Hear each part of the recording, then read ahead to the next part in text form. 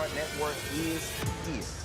Hold no punches. I'm real revolutionary right now. Support this man, Black Media. He makes sure that our stories are told.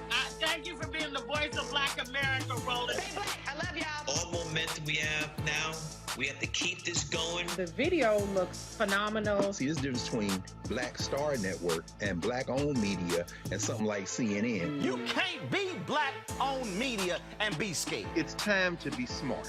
Bring your eyeballs home. You dig?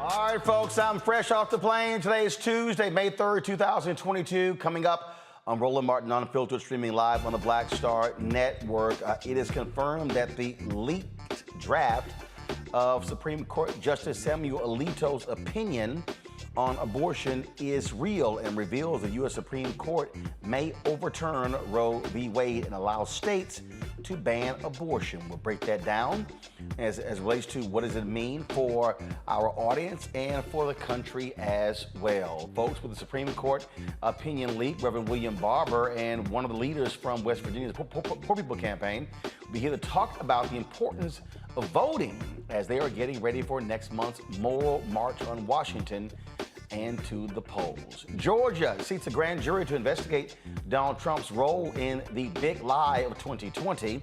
And for the second time, the New York governor appoints a lieutenant governor, chooses a person of color from Congress. A white Florida man is facing federal hate crime charges for trying to run a black man off of the road. And the Russian detention of Brittany Griner is upgraded to wrongfully detained. We'll take a look at what that means. And in our marketplace segment, she is the first female athlete to own a sneaker company out of Atlanta. We'll talk about that. Folks, it's time to bring the funk. Roland Martin Unfiltered on the Black Star Network. Let's go. He's got it. Whatever the miss, he's on it. Whatever it is, he's got the scoop, the fact, the find. And when it breaks, he's right on time and it's rolling. Best believe he's knowing. Putting it down from sports to news to politics. With entertainment just for kicks, he's rolling. It's on go, roll, y'all. It's Roland Martin, yeah. Rolling with Roland now. He's funk, he's fresh, he's real, the best, you know he's Roland Martin now.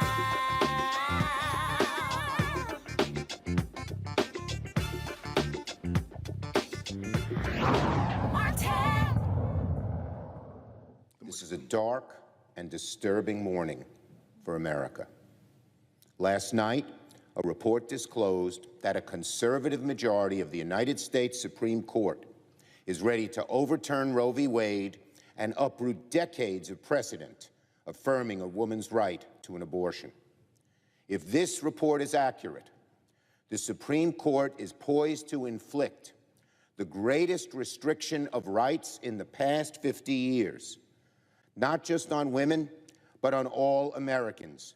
Under this decision, our children will have less rights than their parents. And that was Senator Chuck Schumer, the Democratic Majority Leader, speaking today on the Senate floor with regards to Politico's publishing of the leaked draft of Justice Samuel Alito's opinion that will effectively overturn Roe v. Wade in a stunning breach of court confidentiality. Politico says the draft has circulated since early February. Here's an excerpt of that opinion. It says that we hold that Roe and Casey must be overruled. The Constitution makes no reference to abortion, and no such right is implicitly protected by any constitutional provision, including the one on which the defenders of Roe and Casey now chiefly rely on. That is the Due Process Clause of the 14th Amendment. That provision has been held to guarantee some rights that are not mentioned in the Constitution, but any such right must be deeply rooted in the nation's history and tradition and implicit in the concept of ordered liberty. The right to abortion does not fall within this category. Until the latter part of the 20th century, such a right was entirely unknown in American law. Indeed, when the 14th Amendment was adopted, 3/4 of the states made abortion a crime at all stages of pregnancy. The abortion right is also critically different from any other right that this court has held to fall within the 14th Amendment's protection of liberty. Roe's defenders characterize the abortion right as similar to the rights recognized in past decisions involving matters such as intimate sexual relations, contraception, and marriage. But abortion is fundamentally different, as both Roe and Casey acknowledge, because it destroys what those decisions call fetal life and what the law now before us describes as an unborn human being. Now, folks, remember, this is a draft. The Supreme Court could very well change perspective based upon the judge's view. Now, Chief Justice John Roberts issued this statement on behalf of the court, where he says, although the document described in yesterday's report is authentic, it does not represent a decision by the court on the final position of any member on the issues in this case. Now, so again, of course, remember, the Supreme Court heard a challenge to the Mississippi abortion bill as well as a Texas bill. And so as a result of that decision, they heard the arguments. This draft supposedly came out of their discussion in February. So let me be clear. The Supreme Court has not actually issued a ruling specific to the issue of Roe v. Wade. But what we do know is that there are 5 hard right conservatives on the Supreme Court who absolutely want to overturn Roe v. Wade. It is expected by many that Chief Justice John Roberts will be siding with the liberal jurist. This has not stopped many people from discussing this, including President Joe Biden.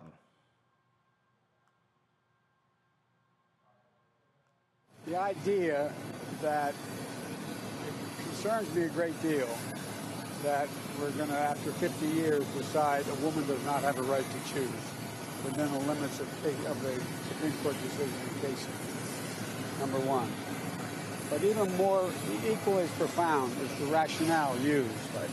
And it would mean that every other decision relating to the notion of privacy is thrown into question.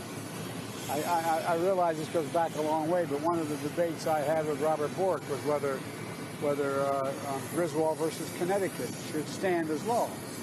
The state of Connecticut said that the privacy of your bedroom, a husband and wife or a couple could not choose to use contraception. To use the contraception was a violation of the law. If the rationale of the decision as released were to be sustained, a whole range of rights are in question. A whole range of rights. And the idea we're letting the states make those decisions, localities make those decisions, would be a fundamental shift in what we've done. So it goes far beyond, in my view, if it becomes a law and if what is written is what remains.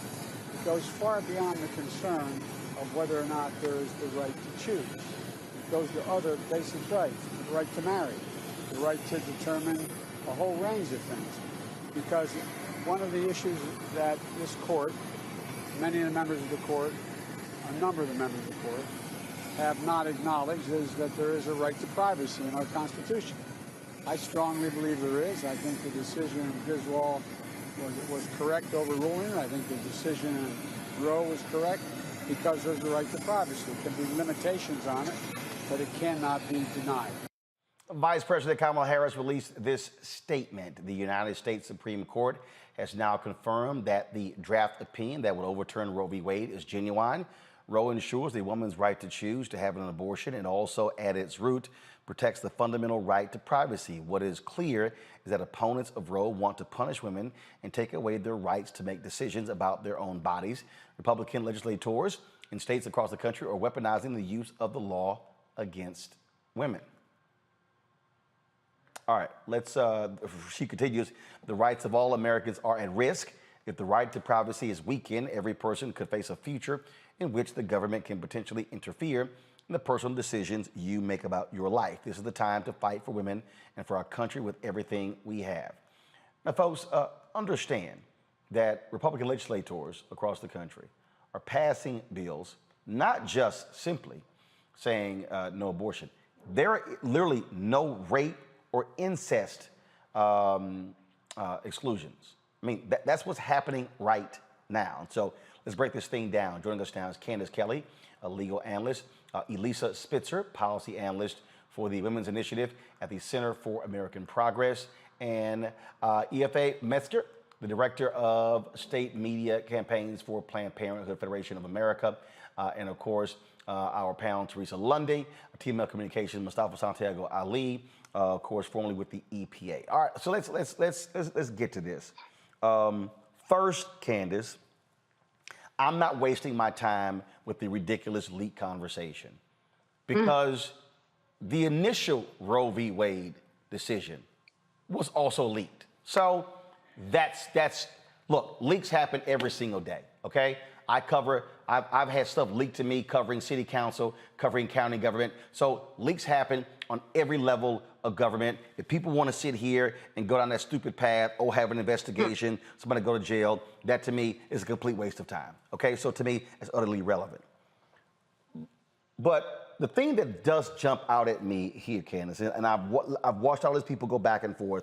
Oh, it was a liberal clerk who released it. It was it's like all sort of stuff. But you could also make the argument that you could have a conservative clerk or someone, could be Ginny Thomas, that released it to ensure that the other Supreme Court justices don't wallow, don't go back and forth, and they stand firm on it. But the bottom line here is they're making the argument, you know what, federal government, get out of this. We're sending this back to the states. And we're talking about potentially half of all states in America that could well place complete restrictions on abortion. And the fact of the matter is that Chief Justice Roberts already said that this was an authenticated official release. Like you said, it could have been either side. The conservative might have done it because of the fact that they just want the world to know that this is what's going on in the minds of the Supreme Court justices. And if you are a state, get ready, put pen to paper to make the law, because once the Supreme Court's justices make this decision, if it goes in the way that it will, even if it's a 5-4 decision, then Roe v. Wade is overturned and the states get to work. In fact, this is going to trigger 22 states automatically where their own abortion laws will go into practice. This is something that Trump has been working on for years, and understand that he has over 200 judges that he's already appointed on the federal level that will climb the ranks for years to come after these Supreme Court justices in order to fill those holes. This is all a strategy on everybody's part, whether it's a liberal who actually designed it to make sure that everybody saw this, whether it's a conservative. Everybody has their chess players moving in the way that they want, their chess pieces. And so this is what we're seeing. As you said, this happened during Roe v. Wade in terms of it coming out and being leaked. That's not the issue. The issue is what's going to happen to women's rights. What's going to happen is that women who can't afford it are going to have to waste time by giving up days on their job, crossing state lines where there are abortions, and not even having the money in order to do it. As we know, Amazon and other companies have already put up money up to $4,000 in order for women to now get abortions. We're going to see a lot of that taking place in order for women to get abortions. If not, women are going to continue to die like they have been. The fact that Roe v. Wade will actually stop abortions is a myth. It's not going away. It's just that women are going to go through more extremes in order to get an abortion. And that means death in many cases, because these abortions are illegal and unsafe, Roland. Elisa, this is what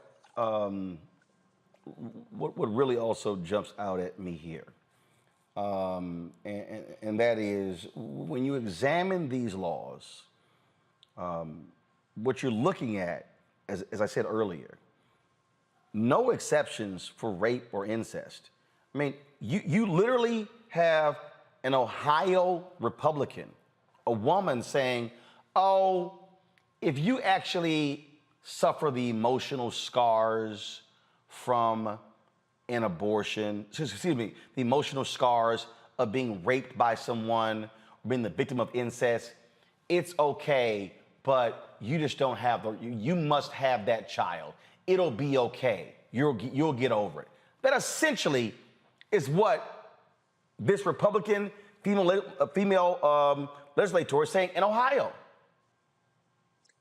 It's callous. It's horrific. It shouldn't be the case. And, this draft opinion, I should say, foretells some pretty scary things ahead. I think it's really, really important to remind your viewers, as you did at the top, that abortion is presently still legal. This is a draft opinion. It is not the law of the land. And so if someone needs care now, they can seek care now. But it is true that people who need abortions are not going to be able to access them legally and safely without enormous expense, complications with childcare, taking time off of work. And if you can't do that, you're forced to carry a pregnancy to term. And, heaven forbid that be from a rape in international law that is recognized as illegal. You can't, there's access to abortion for a reason in that context. And it's pretty scary stuff. Now,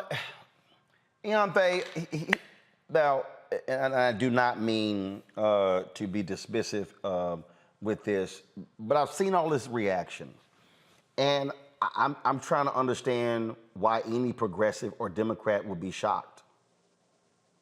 This is precisely what Republicans have been planning and plotting. This is precisely why they held up the Merrick Garland appointment by President Obama. This is precisely why Mitch McConnell blocked 100 federal judges in the last 2 years of Obama's tenure to provide the nearly more than 200 that Donald Trump actually appointed. This has been their goal for the last 50 years. I'll be perfectly honest with you.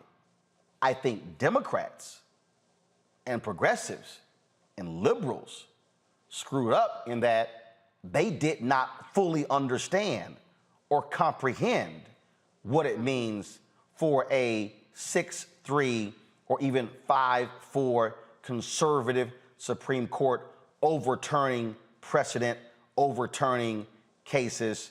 That, to me, is what people had better be paying attention to.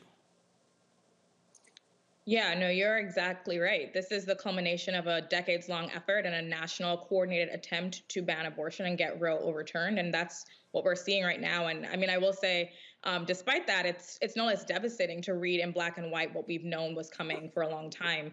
But, if anything, I hope that this wakes people up, because we saw in polling months ago that only 1/3 of the American public believed that Roe could actually be overturned. Like, people did not believe us when we've been screaming from the rooftops about this. So hopefully now that they've read this draft opinion, that they see the reaction, they know, like, oh, wait, my rights really are at risk. This is a fight that everybody should be involved in. It's at everybody's doorstep. And this is not hypothetical anymore. This is happening right now. So I just hope that people wake up and realize that finally, because we've been saying it for years. Yeah, and that's the thing that, for me, Candace, that is abundantly clear. That they've been real clear.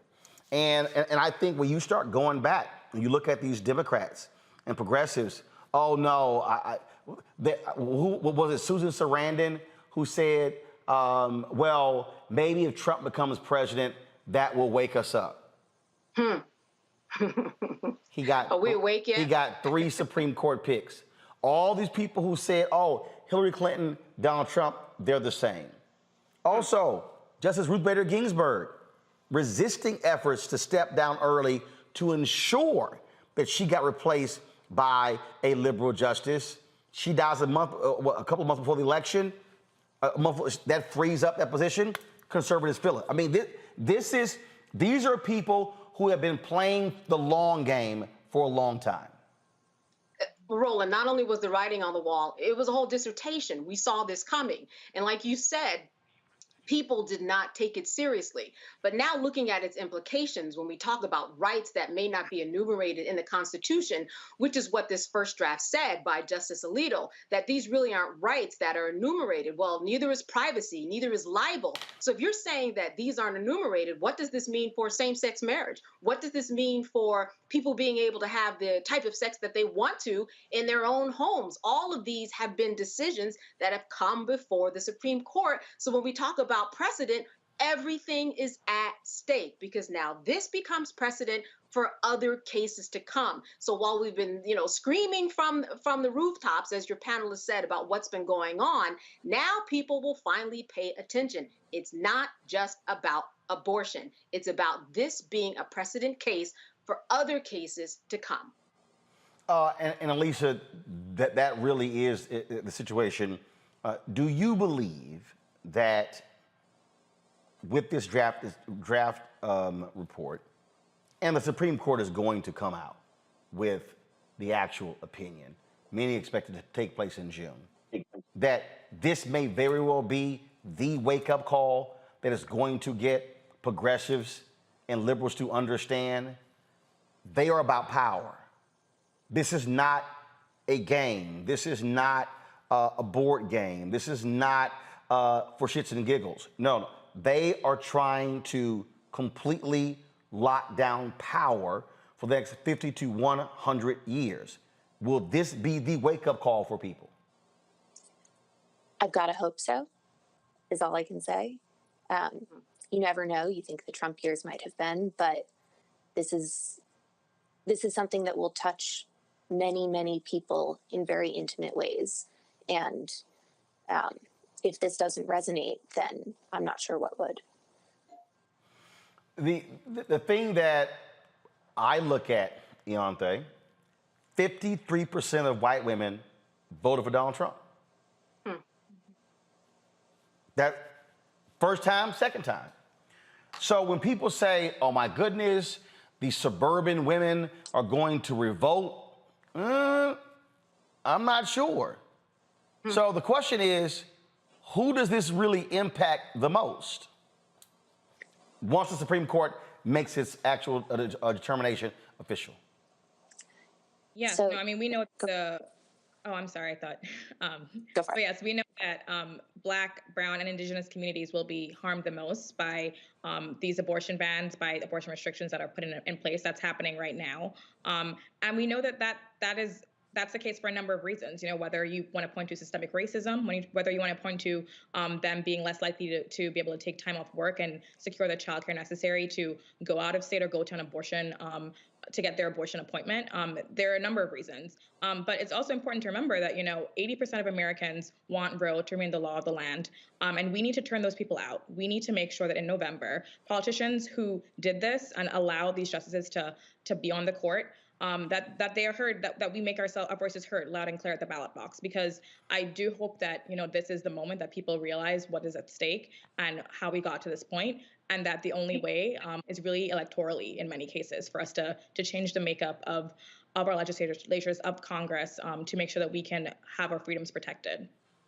Elisa, I think you were about to make a comment as well. Just to agree that the communities who will be most impacted by this are probably not the suburban white women in sort of northern states or along the coasts. It will be people in the South and the Midwest, people who are earning less than $1 to what a white man earns and therefore have fewer savings. It's all interconnected, but this will be felt by many, many people, but not equally. All right, then.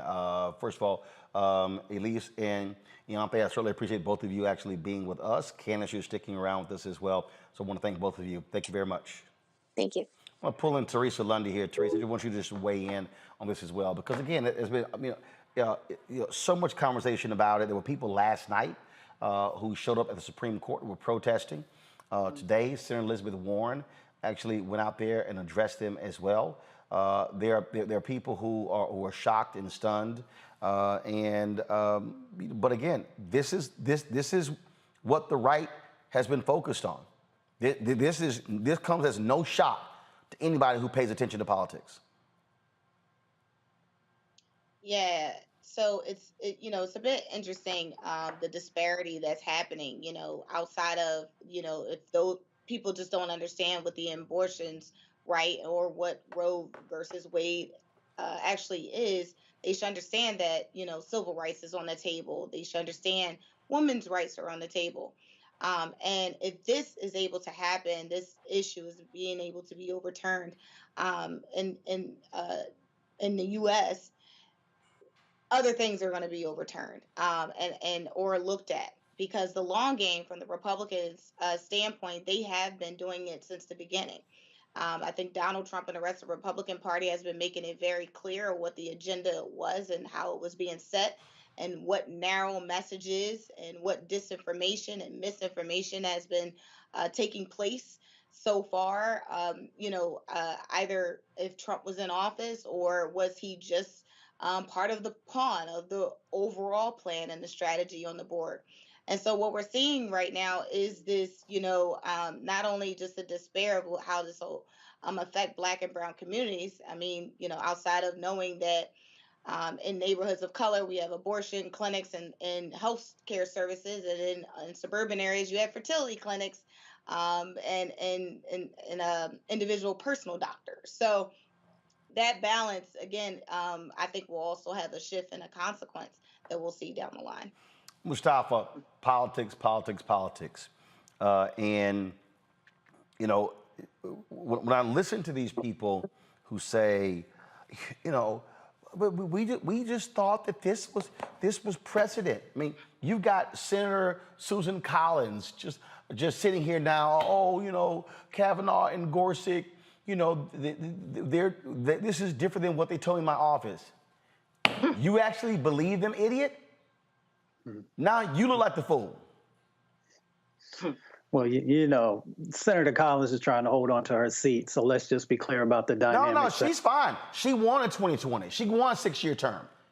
Yeah, but she's still, so here's the dynamic that's going on right now. Reproductive rights are civil rights. Reproductive rights are also human rights. We know that Black women are 3 times more likely to die. The American Medical Association has shared that with us, in relationship to pregnancy and childbirth.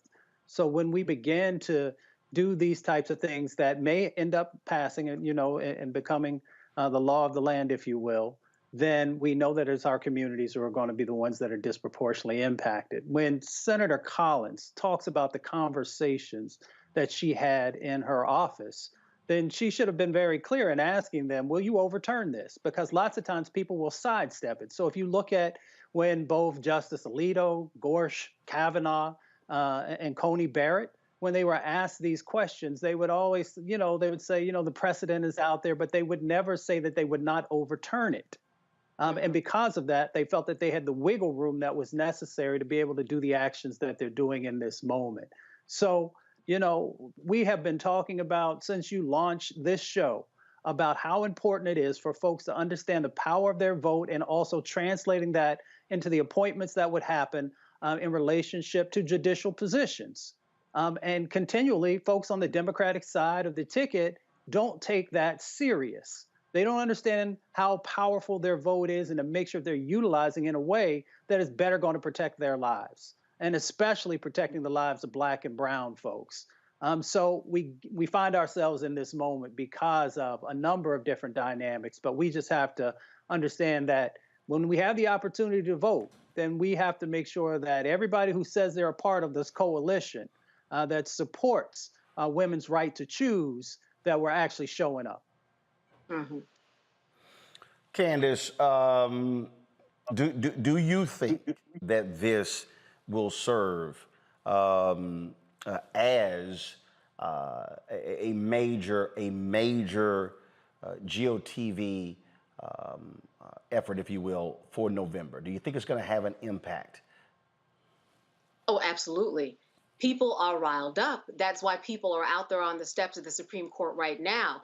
This, when it comes to the midterm elections, is going to be very, very important, because conservatives vote by the issue. They vote about gun rights. They vote about abortion rights. They vote about rights that are very important to them And of course, they vote along their party lines. This is revving up all bases, not just the Republican base. It's revving up everybody to really understand, like the other panelists just said, what it means to be in a democracy and what happens behind closed doors. And we already know with Ketanji Brown Jackson that when she spoke to all the different senators and made her rounds, there was really confidence that she felt. Even the senators expressed confidence in her, but then they voted along party lines. So we know that what goes on is what's said behind closed doors doesn't mean anything. It's just a great civic lesson for people to understand where they fit into the process, to understand that their vote really does count and they have to get to the polls or now call their representatives to say, we want this to happen. Instead of that, I voted for you and this is the power I have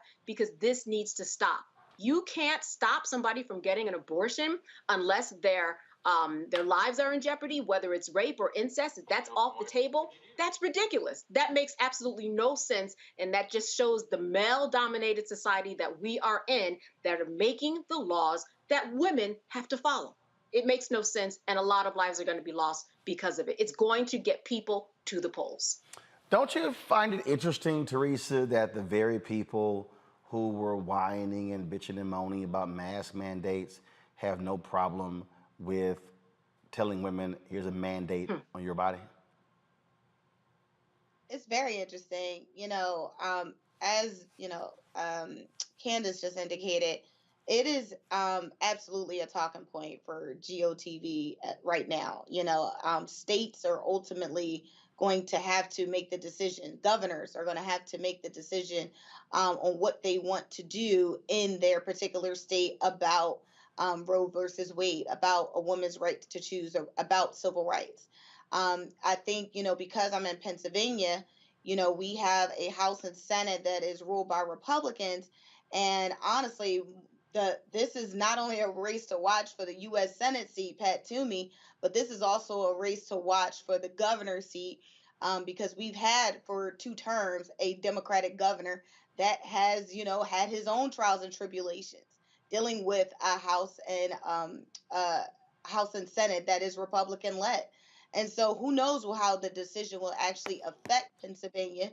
But when we kind of, even think back to some of the situations, when we had even the mask mandate just to keep people alive, and how we, did a whole, and we as in the federal government had a whole rollout of, how to stay alive, how to, wear masks at work, wear masks at school, and the outcry of, almost impeaching some of the folks who are making the decisions.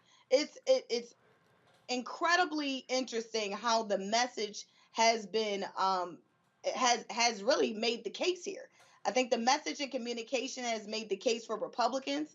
I think they're about to make the case again unless Democrats actually use their voice, use their power, and keep pushing the fuel to the fire. And all these, individuals who say they care about women, who say they care and financially support some of these organizations, can no longer stand in the back. They have to come out front, and they have to do it now. All right, folks, hold tight 1 second. I got to go to a break. We come back, we'll talk the Moral March on Washington taking place in June. We'll discuss that and so much more, folks. You're watching Roland Martin Unfiltered on the Black Star Network. Don't forget to download our app. We want to get 50,000 downloads. Folks, Apple phone, Android phone, Apple TV, Android TV, Roku, Amazon Fire TV, Xbox One, Samsung Smart TV. And of course, you can join our Bring the Funk fan club. Every dollar you give goes to support this show. Cash. Check our money orders to P.O. Box 57196, Washington, D.C. 20037-0196. Cash App is $RM Unfiltered. PayPal is R Martin Unfiltered. Venmo is RM Unfiltered. Zelle is Roland@RolandSMartin.com. Roland@RolandMartinUnfiltered.com. We'll be right back.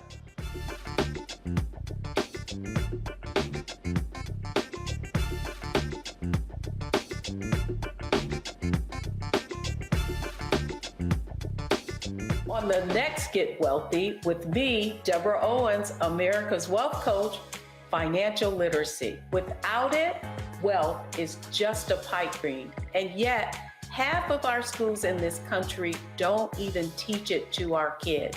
You're going to hear from a woman who's determined to change all that, not only here, but around the world. World of Money is the leading provider of immersive financial education for children ages 7 to 18. We provide 120 online and classroom hours of financial education. That's right here on Get Wealthy on Black Star Network.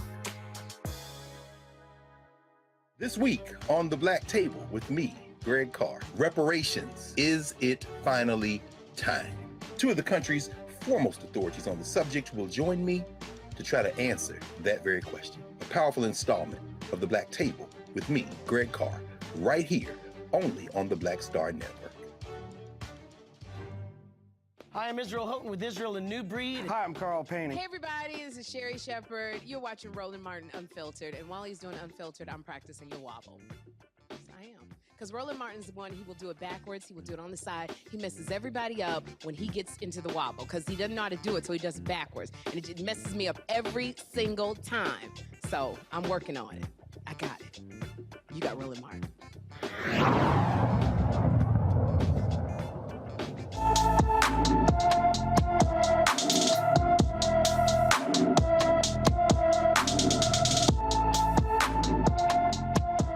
It's been a week since 30-year-old D'Angelo Deshaun Harris was last seen in Los Angeles. D'Angelo is 5 feet 8 inches tall, weighs 230 pounds, with black hair and brown eyes. Anyone with information about D'Angelo Deshaun Harris should call the Los Angeles Police Department. Missing Persons Unit, 213-996-1800, 213-996-1800. New York has a new lieutenant governor, folks. Congressman Antonio Delgado will be Governor Kathy Hochul's second appointment to the position. She announced the news today on Twitter.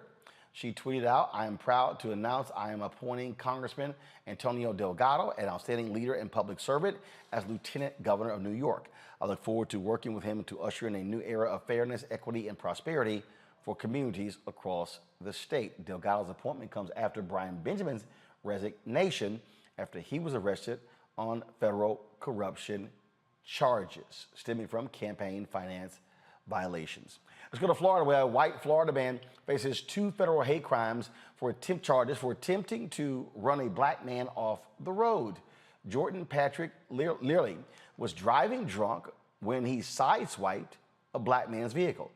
He gave the Nazi sign out of the window and pretended to shoot at the car. He then approached the man and punched him while his girlfriend and daughter were in the car.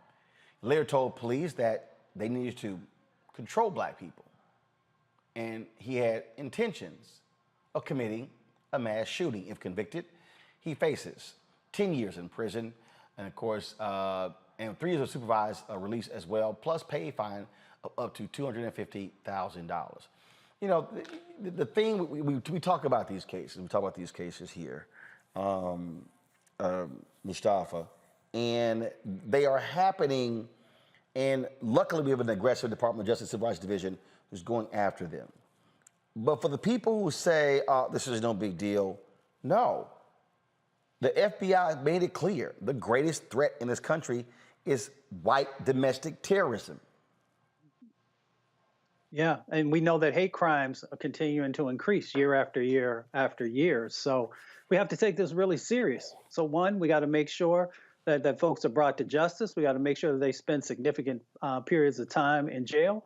But we also got to educate folks on what's really going on so that they can better make sure that they are protecting themselves and their families and understanding that this is not a game. There are folks who are out there who literally would like to see black and brown people, disappear. And they will play a role in it if they could get away with it. So, we just need to be very clear with folks. And we also need to support the Department of Justice, whom we call to task when they're not doing the right thing. But when they are, then, we need to uplift that. I mean, I'm telling Teresa, I mean, this idea that, oh my goodness, y'all are just overstating. No, black folks are not overstating. We see what's going on here with these white domestic terrorists. Yeah, and it's more so a consistent. Unfortunately, it's a consistent thing that is happening in communities of color every day with those that are in power. And so, Mustafa was absolutely right. Identifying, some of the issues that is happening and saying, "Congrats, Justice Department. Now let's do more." Is just the first step into making sure change and reform actually takes place. Some of it really has to do with some of the funding that is taking place and how it's being disseminated. And is it going to the right programs? Are we changing the leadership that is allowing these mishaps or issues to happen?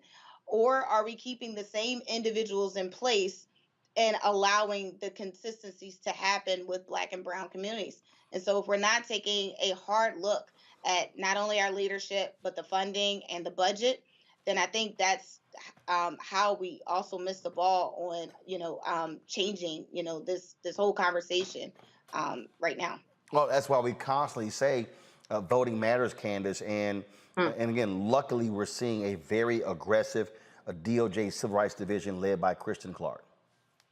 Exactly. And not only is she awakening kind of the education, like one panelist said, of a lot of people in terms of, Black folks, but white folks too. Black people need to understand that when they are accosted by someone, or if they feel that something is wrong, I mean, someone pretending that they're shooting a gun on you, that is a problem. So you have to go that step and do something about it. You have to file the lawsuit. You have to contact the right people in order to make sure that all of these cases build up, because these cases mean something, which is why the Department of Justice is doing something. For white people who are not taking this seriously, they should know that what happened in the Ahmaud Arbery case is happening in other cases too. You can go down for federal hate crimes. I'm not sure why, somebody would think that they could get away with it. I think, Roland, they just don't care, or they think they can get away with it. But these cases, as they build and the more people are educated on both sides, then hopefully the less this will happen. But people have to understand on both sides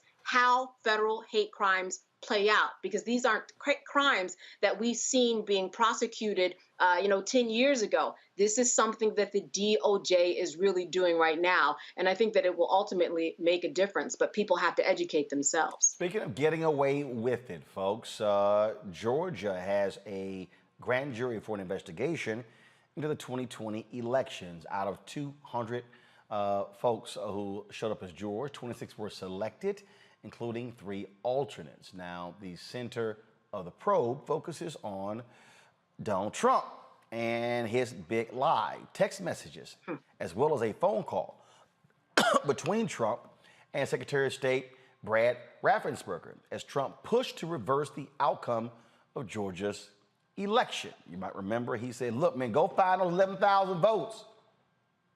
Happened to be the margin he was losing.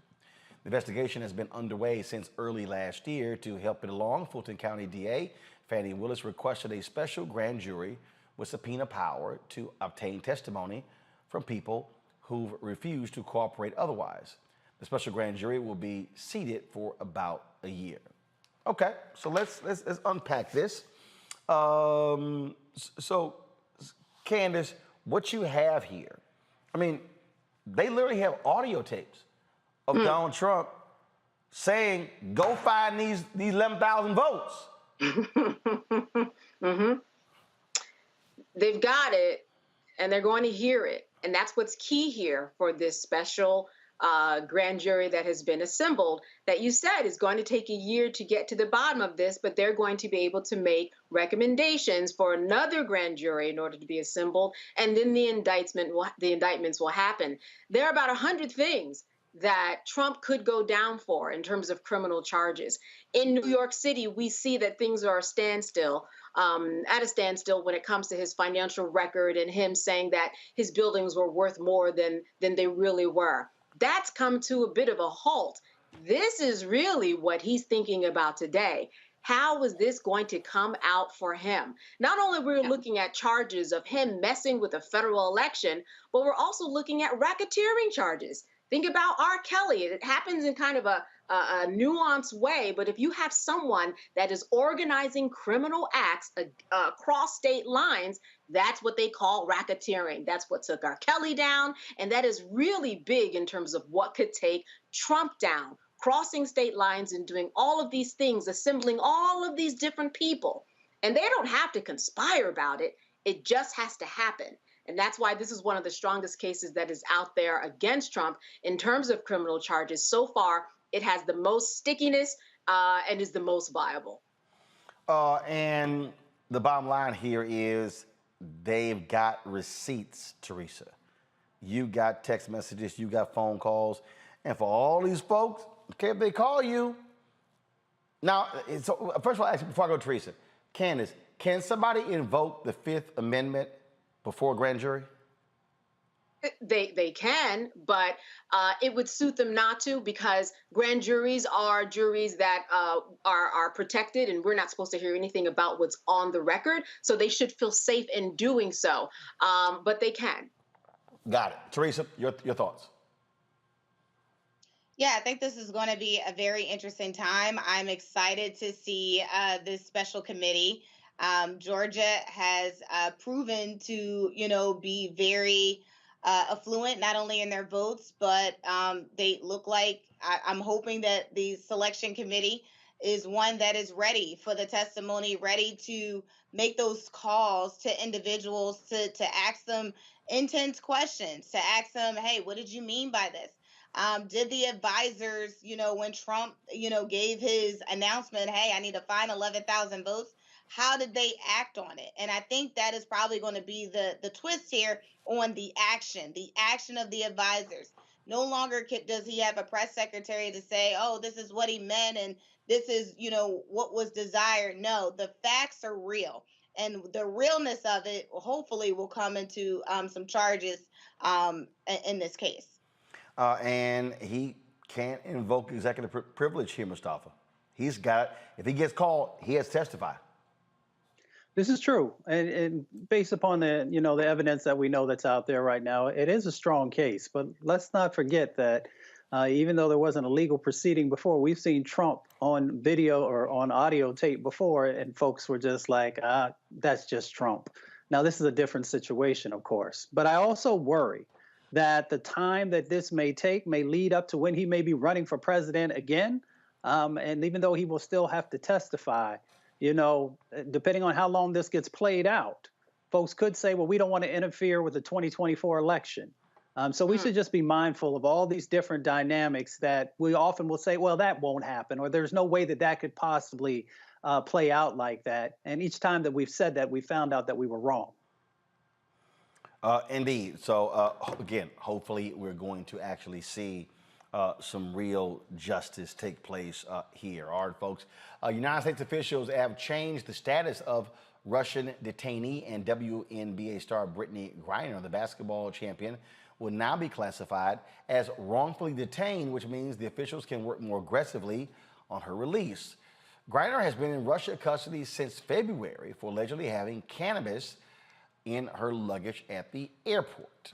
Well, now all of a sudden, officials are stepping it up, and so we'll see exactly what impact that is going to actually have. Okay, so we're going to do this here, folks. Going to go to a break, and when we come back, we'll talk Poor People's Campaign. We'll talk other news of the day. Don't forget, download the Black Star Network app. All platforms: Apple phone, Android phone, Apple TV, Android TV, Roku, Amazon Fire TV, Xbox One, Samsung Smart TV, and of course, please join our Bring the Funk fan club. Our goal is to get 20,000 of our fans to contribute an average of $50 each. That's $4.19 a month, 13 cents a day to join our fan club. To send a check or money order, P.O. Box 57196, Washington, D.C. 20037-0196. Cash App, $sign RM Unfiltered. PayPal is R Martin Unfiltered. Venmo is RM Unfiltered. Zelle is Roland@RolandSMartin.com. Roland@RolandMartinUnfiltered.com. We'll be right back.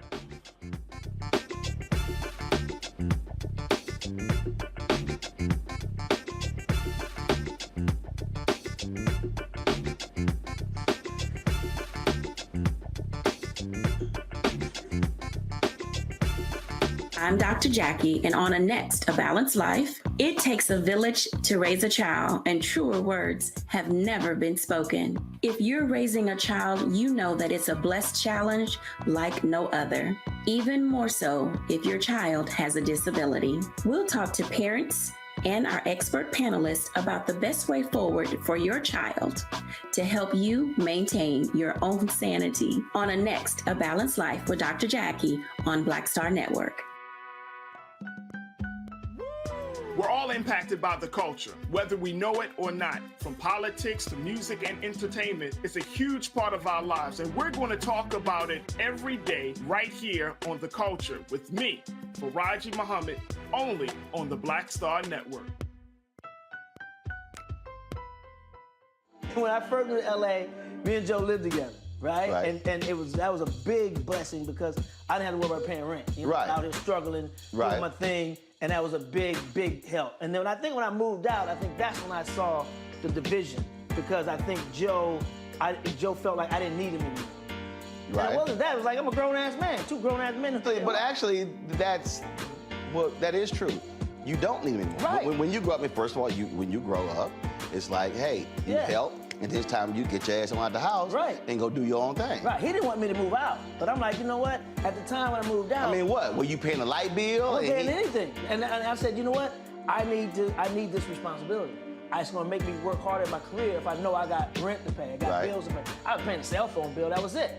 No, but Joe was treating me like a little butler. Because I'm telling you, I was like Benson. I'm telling you, man. Please fetch me some water. He was using Jedi mind tricks. Yo, man, you still make them good grilled cheese sandwiches you made when you were little? No, you don't. Next thing I'm at the stove. Flipped it. And then it dawned on me, trick me. He just tricked me again. Got me again.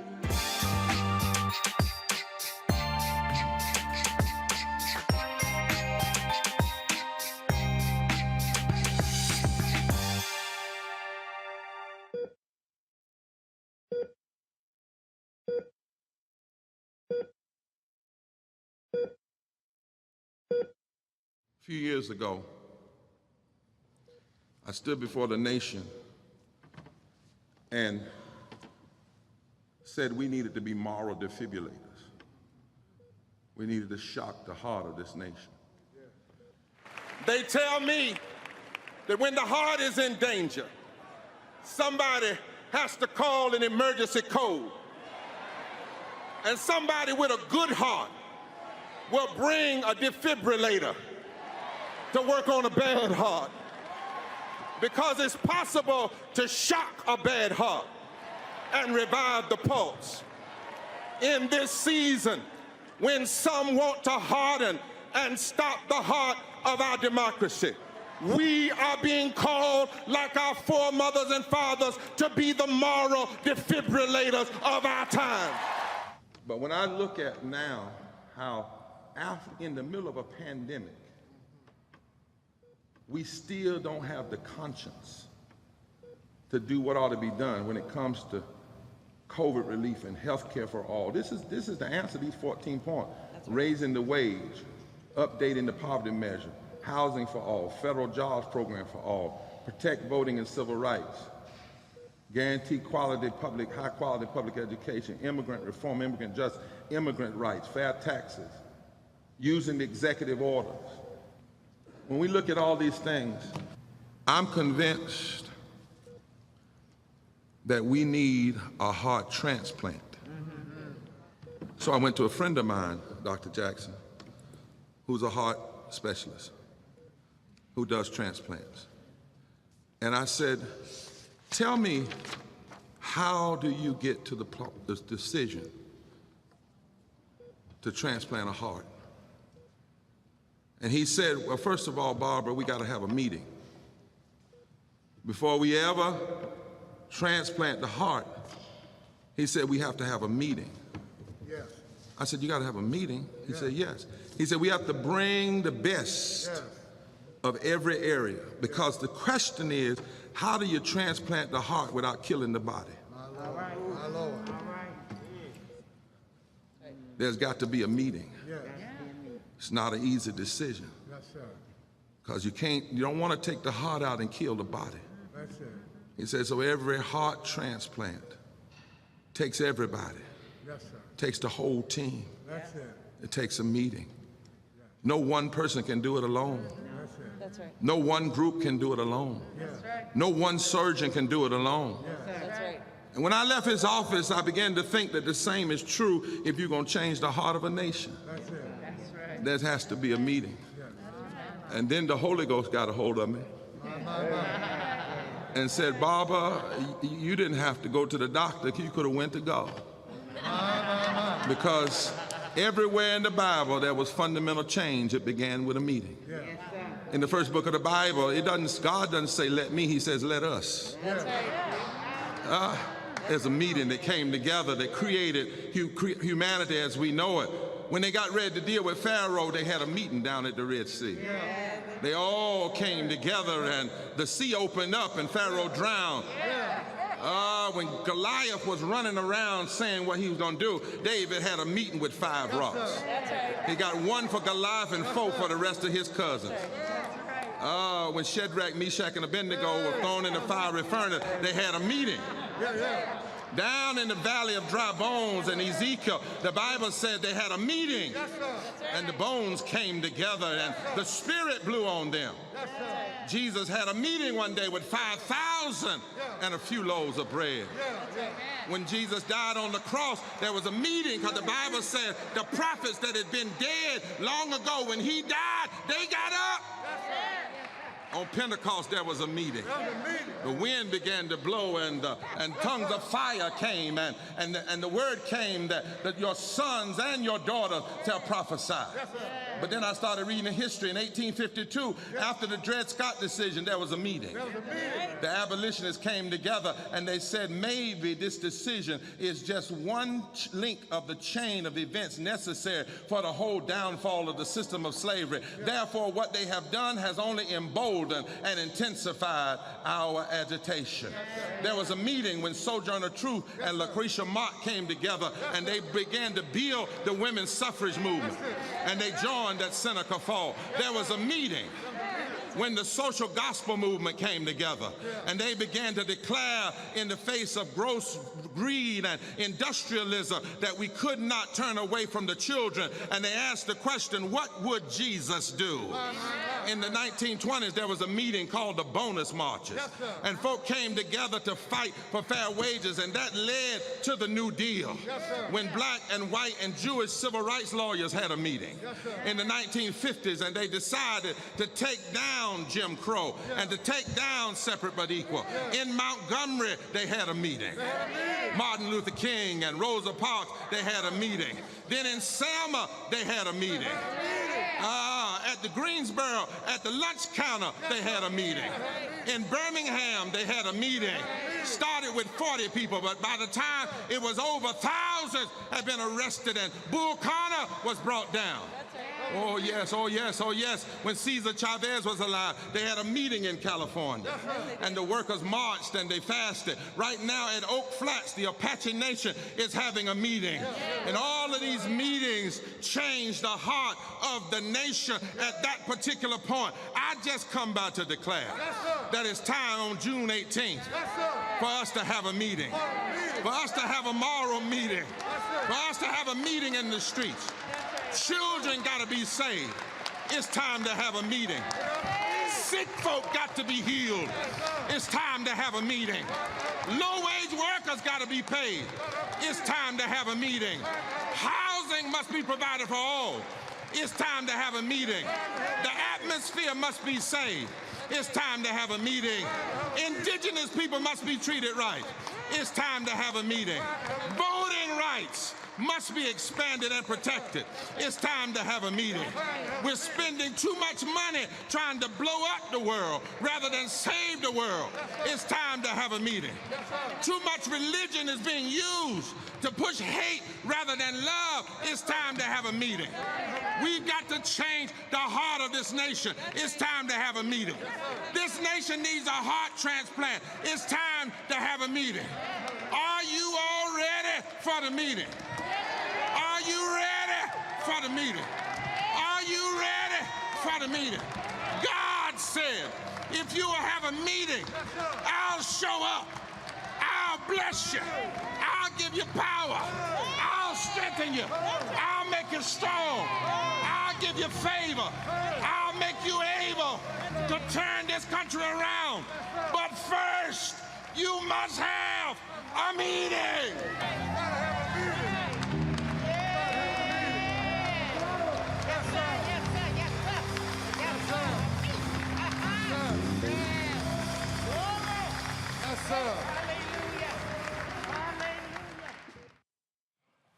So Teresa London, did I just see you like about to give a hallelujah shout? I saw you like waving your hand in the air like you in church. You know, sometimes when Pastor Barber preaches, you know, if you don't feel the anointing, you ain't on the right network. We're going to talk with one of the organizers of the Poor People's Campaign in a second, as well as Reverend Dr. William Barber. Mustafa, the thing that they are doing, which I think is critically important here, is they are doing what we always talk about on this show: mobilize, organize. And at the end of it, like again, you know, we opened this conversation talking about this whole reaction to this draft Supreme Court decision. And I've seen people tweet. I've seen folks I know tweet saying, we can't vote our way out of this. Yes, we can. We absolutely can. The reality is any policymaker that is in position right now, they are in a position because they were voted in or because other people chose not to vote. And so when you begin to organize people, when you begin to mobilize them, when you begin to explain to them what's going on, the reality is the largest block of voters in America are those that don't vote. Mm-hmm. And we organizing folks around real issues that are impacting them on a daily basis. That's what I've always loved about Reverend Barber and the Poor People's Campaign. It's not something that came together out of a think tank in Washington, D.C. It actually comes out of the sets of experiences of everyday people. You know, we live in the richest country in the world, but yet the most unequal. And Reverend Barber and the Poor People's Campaign continue to put a spotlight on it, just like Dr. King and so many other great leaders at that time, you know, talking about income and the wealth disparities that exist and that we have to honor working class folks who are doing everything right but continue to slip further and further behind, and dealing with housing issues and dealing with healthcare issues and a number of other of the platforms. So your vote is tied into that. And Reverend Barber, yourself, and others continue to put a spotlight on that if you want these things to change, then you have to get engaged in the civic process. You got to understand that democracy doesn't work. It is not something you stand on the sidelines and expect it to do the right things. You got to be engaged with democracy, and democracy is driven by your vote. So we just got to make sure that we continue to infuse both the hope and the power that comes along with our vote, and then make sure that we're utilizing it in the right way. You know, Candace, on that point, again, as Mustafa said, is when you mobilize people around issues where it's not a D, it's not an R, it's not a party, but it's really what do you care about? And I fundamentally believe that the power to be able to truly take this, and I want to say take this country back, really it's taking this country away from those who have been controlling it and controlling us for so long. And so that's why I tell folk, voters, shut the hell up. Because at the end of the day, when you talk about judges, when you talk about policy, when you talk about the environment, when you talk about economic policy, when you talk about wages, all of those things are very well tied to those who are in power. And people have got to come to a realization that they are not powerless. That's right. And those people who are in power, that's really the heart of the country that Barber was talking about. We have to change that. In other words, We have to make sure that all the blood that flows to the other parts of the system of this United States of America are working in a way that benefits us when it comes to the social justice system and education and housing. And what somebody already said in the panel is correct. There's some people who are out on the steps right now, the Supreme Court, because they care about abortion. But not everybody is that's not the center of everybody's life. In this particular campaign, what they're doing is they're talking about issues that anybody should care about: wages, education, the tax system, things that are important to people in order to get by on a day-to-day, not kind of these larger issues that loom around us on a day-to-day. What matters. And that's why this campaign is so important, because they're talking about issues that matter. They're asking people to galvanize around issues that matter, that literally matter. What is going to be served at dinner literally matters. How your kids are going to go to school and if they go on to school. So this is why this campaign is so important and critical, especially in and around and close to the midterm elections. Folks, and again, Mother's Day is approaching, and so, first of all, that's happening. One of the things that's also happening as a part of this focus on the march towards June 18th, which is the Poor People's and Low Wage Workers Assembly and Moral March in Washington and to the polls, which will be happening here in D.C. They represent 140 million low-wage workers across the country. And one of those courageous activists on the movement's front lines is Pam Garrison. Pam Garrison is a coal miner's daughter who grew up with her siblings in the coal camps. She is in her 60s, has never been paid a living wage. She's worked multiple low-wage jobs her entire life to support her family, including her husband, who has chronic obstructive pulmonary disease from decades of working in the mines. She is the tri-chair of the West Virginia Poor People's Campaign and joins us from Fayette County, West Virginia. And in a second, we'll be joined by Reverend Dr. William Barber, President and Senior Lecturer of Repairs of the Breach. But Pam, I want to start with you because, I've seen numerous of your various videos. And you and others have been very aggressive in trying to get the attention of your Senator Joe Manchin. And when you look at your state economically, you look at the literacy rate, you look at health issues, you have to ask yourself, what in the world is Manchin seeing or not seeing that people like you are seeing? I think Manchin sees plenty. I think he just don't care. I think Manchin's goals are on his pockets and on his fortune. And I don't think any man with that kind of power that could lift up his state and help almost every citizen in it and just want for a dollar, that's immoral. That's evil, is what that is.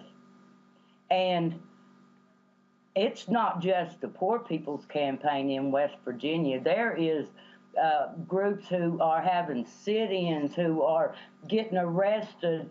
I have seen the homelessness almost double, triple in West Virginia in the past several years, much less. And generational poverty. I was a minimum wage worker. I handed off to my daughter right out of high school, didn't go to college. The only jobs in West Virginia are tourist jobs, which are restaurant stores, service workers. That is the majority of our jobs. I handed my daughter the same thing that I was making 12 years ago. And then my senator has got the gall to tell us that we might, what we might do if we get an actual living wage. You know what we would do? We would live, not just survive, not just rake and scrape. And we have, in West Virginia, we had to classify a whole new group of people in our state. They're called grand families. That's because our kids can't afford homes of their own. And after the opioid epidemic, a lot of them was maimed and stuff. The grandparents are carrying the whole families. And then this pandemic, we're the number one ones that it hits and starts killing and wiping out.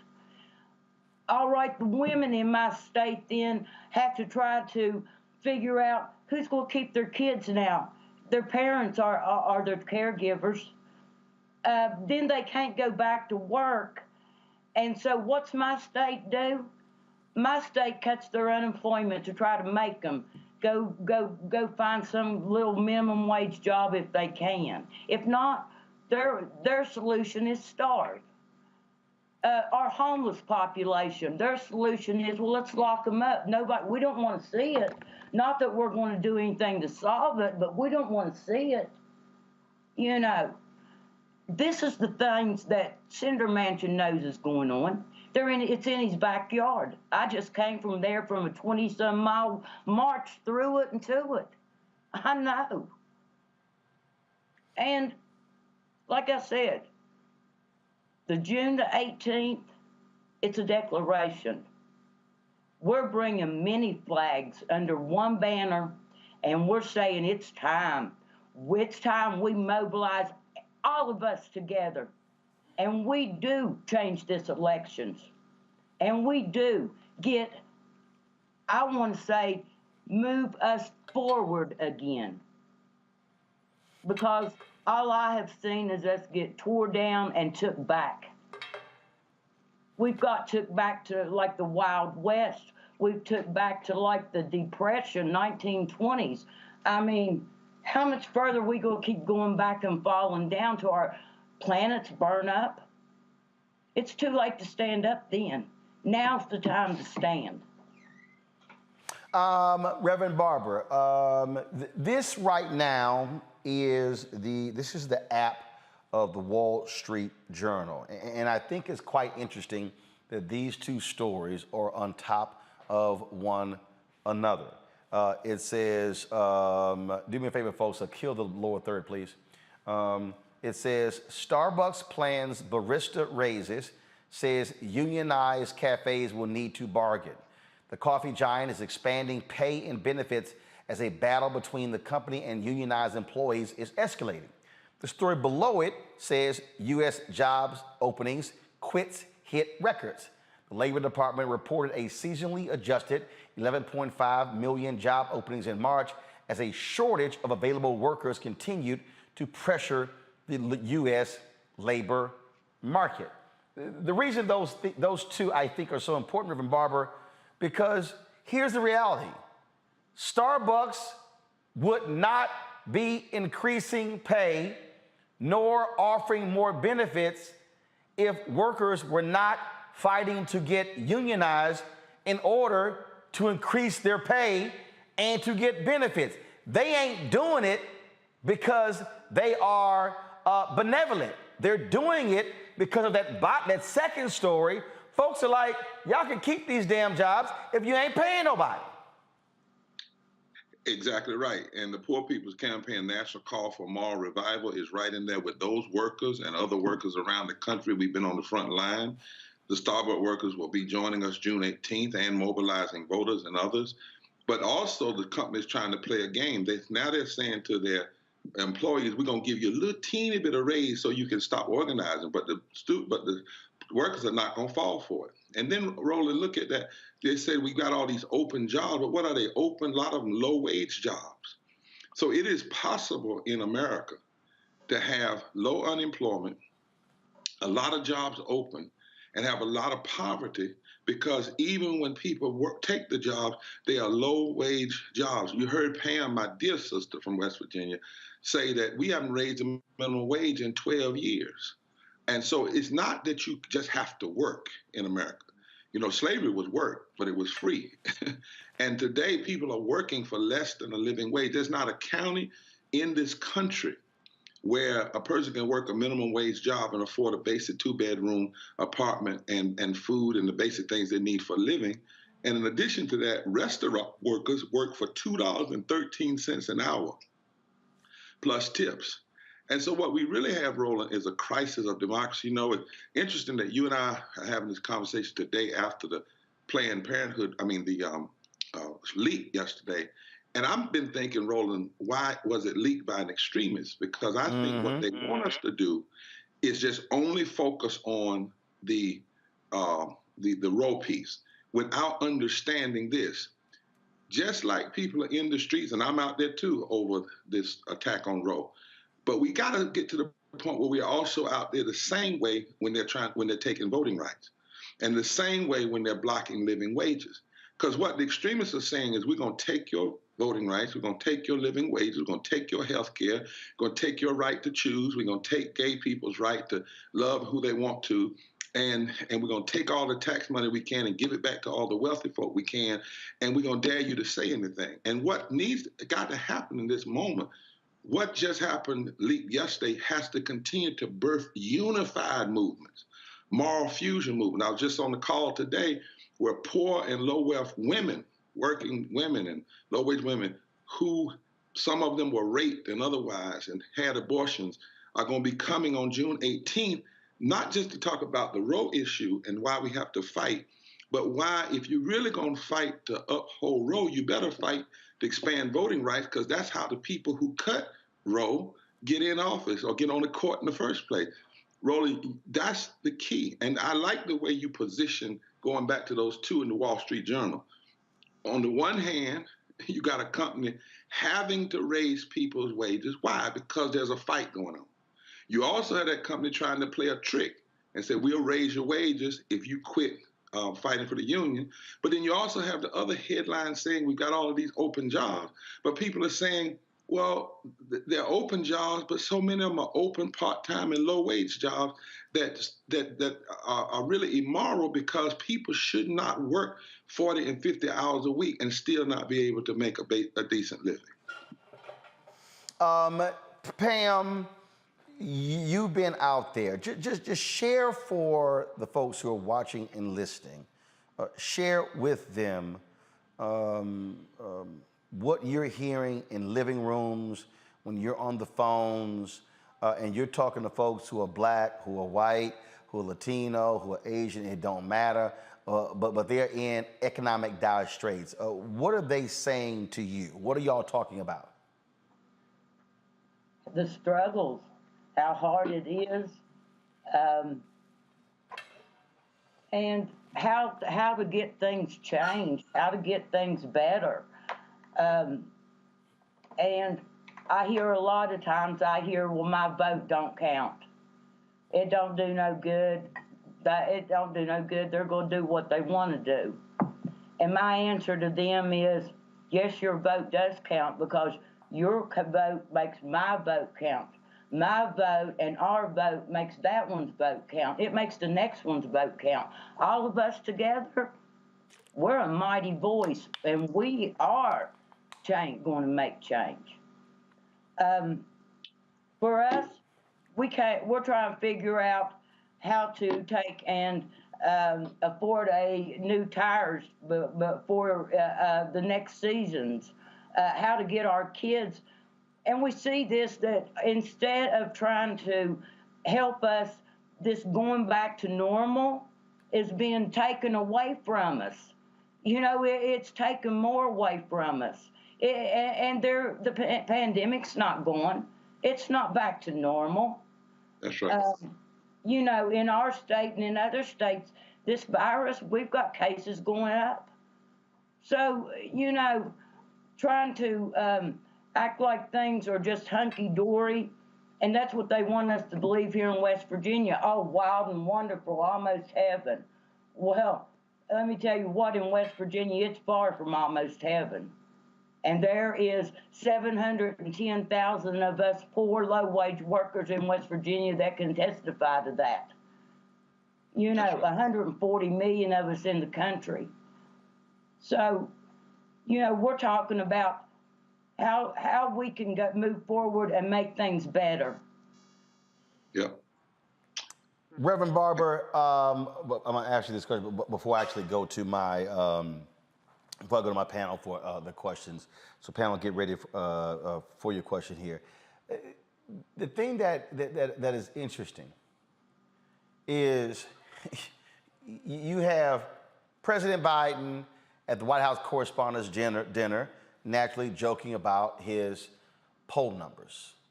You've got Democratic strategists who are predicting doom and gloom. Oh my God, we're going to lose. You just heard Pam say 140 million low-wage workers.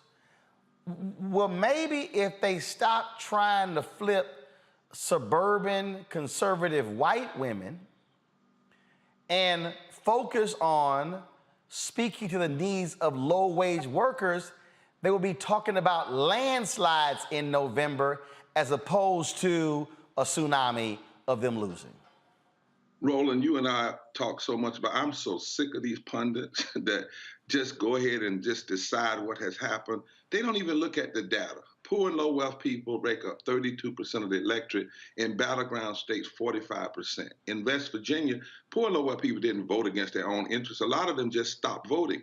If they had an inspiring agenda and candidates, they would vote. But now they're saying we don't even have to be inspired. We're going to vote for our own lives. You're talking about in 15 states, battleground states, it would only take a maximum of 20% of poor and low wealth voters that already are registered to be mobilized around an agenda that could secure the Senate, the presidency, and governor's races. In most of those states— Hold on, you said 20% of those already registered?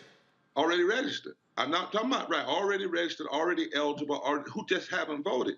And in most of those states, it's under that. Like, we have numbers that show a 1% increase in Michigan, a 7% increase in Georgia, 4% increase in Florida, 19% increase in North Carolina, could overcome any past margin of victory. But the pundits and the politicians, they don't even talk to poor and low wealth people. They don't even say their name. That's why June 18th, we're saying we're not going to be unheard and unseen anymore. And then they've got to have the agenda to talk to folk. What are we talking about? If we would push an agenda that centers and prioritizes the poor, the 140 million, push an agenda that says we're going to secure the human rights to democracy, equal protection under the law, secure the right for adequate standard of living and living wages, secure the right for work with dignity, secure the right for health care for all, housing, the rights to food and water and broadband and public utilities, the right to education, the right to comprehensive just immigration, the right to indigenous people and First Nation peoples having their rights, the right to a robust climate agenda, the right to enact taxation on the ultra-rich and corporation Wall Street and forgiving student debts, and the right to prepare and then to prioritize peace, diplomacy, and nuclear non-proliferation. And then if we would repair the social and economic injustices through what we have to do through reparations for people who've been traditionally and historically undermined and oppressed. That kind of an agenda with real policies and a willingness to fight for it. But what we have instead is we've got folk, you get one vote on voting rights and they just hide.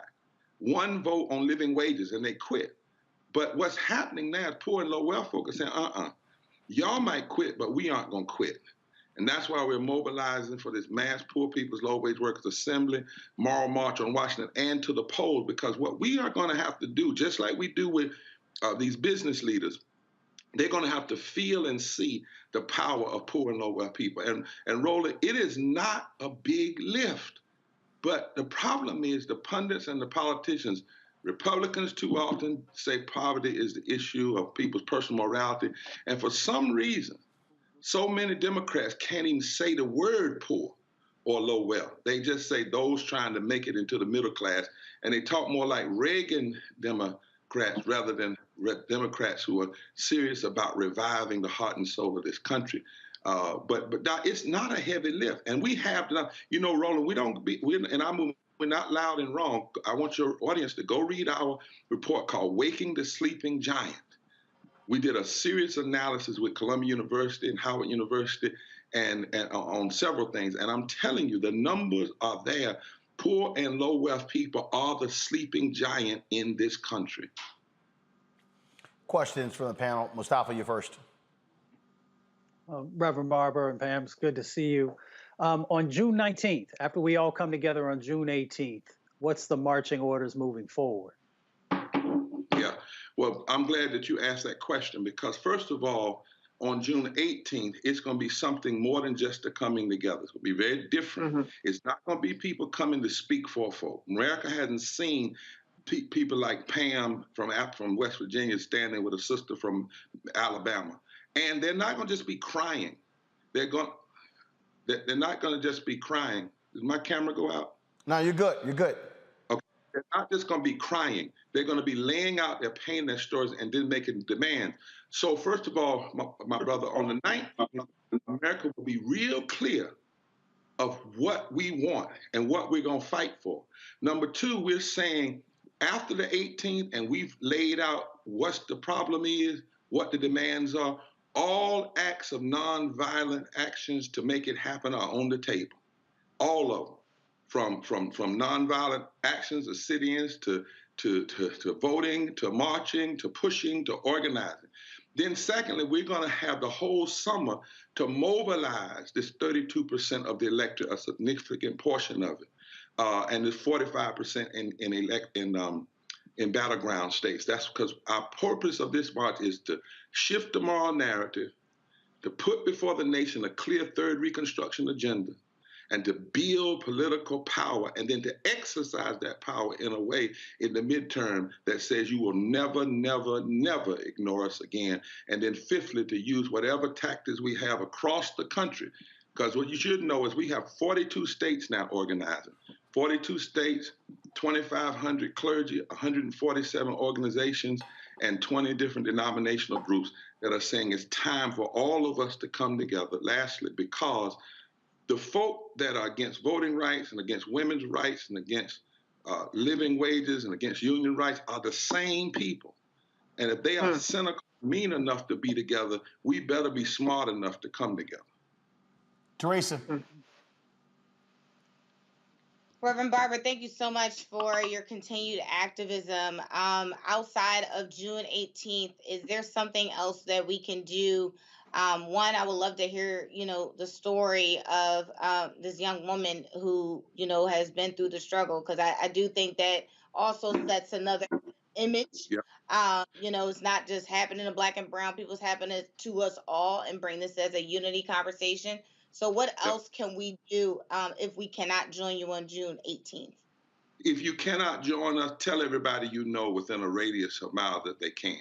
If you cannot join us, have listening parties and watch, not parties, but watch gatherings, because you're going to hear all those stories. You're going to hear a sister who lost 25 family members in a 30-mile radius because the way we did not care for poor, low-wealth people during this pandemic. But she's saying, I'm not going to quit. I'm here to fight now for real. I'm fighting in the name of all my family members who died.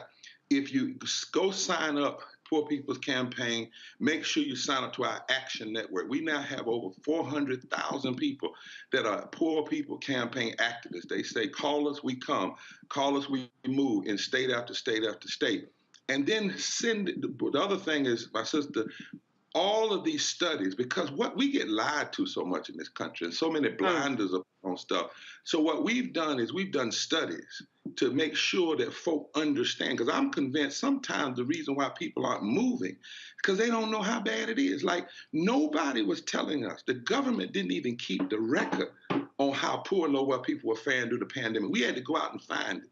And when we found it, our worst fears were realized that poor and low-wealth people died at a rate of 2 to 5 times higher than the rest of the country, and you could not blame non-vaccination as the problem. Poverty was the accelerant, and race was the accelerant. But you just said, Reverend Barber, that people were saying they didn't know. But what happened when y'all released that report? My show was one of the very few where y'all got any airtime because the network said, "Oh, we busy with Ukraine and Judge Ketanji Brown Jackson." How you only cover 2 stories in 24 hours? That's right.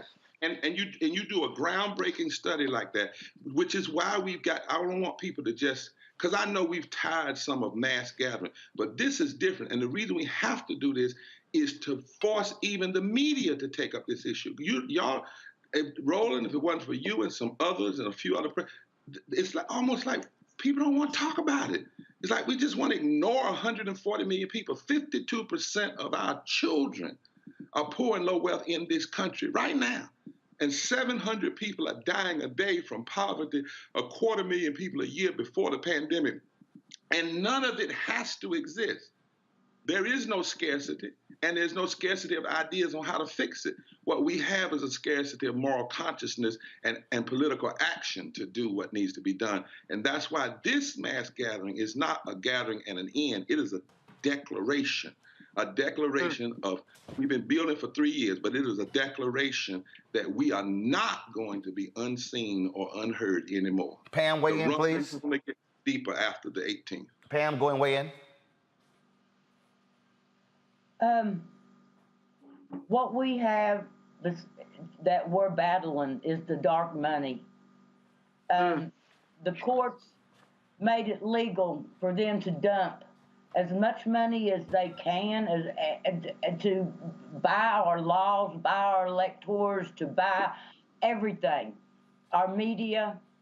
So that's what we're fighting. It's not just issues. We're fighting the dark money, the corruption, the lies, the misinformation.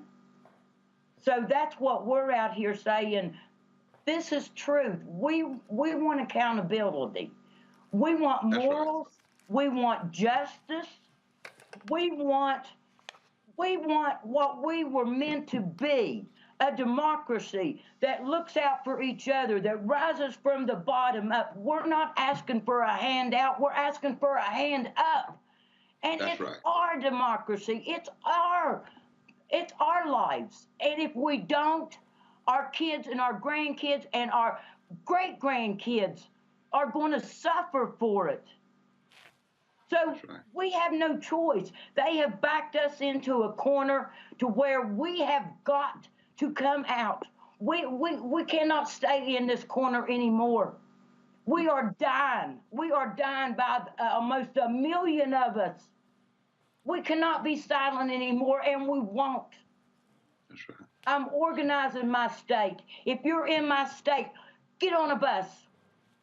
If you want change, do more than tweet. Get out and organize. Get out and do something. Stand up.